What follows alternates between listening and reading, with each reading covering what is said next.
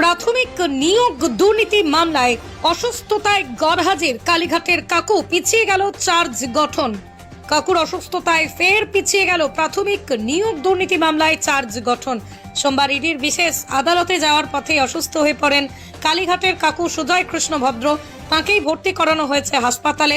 ফলে নির্ধারিত সময়ে মামলায় অভিযুক্ত হিসেবে যাঁদের নাম রয়েছে তাঁদের মধ্যে একজন গড়হাজির হওয়ায় এদিন চার্জ গঠন স্থগিত রাখা হলো।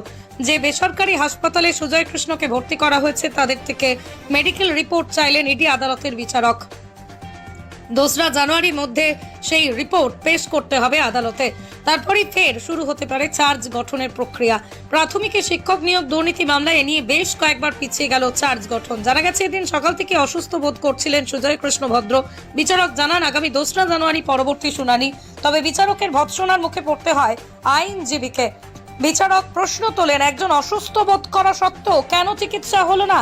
এরপরে তিনি হাসপাতাল কর্তৃপক্ষকে নির্দেশ দেন যাবতীয় রিপোর্ট পেশ করতে হবে আদালতে, তার ভিত্তিতেই পরবর্তী পদক্ষেপ নেওয়া হবে।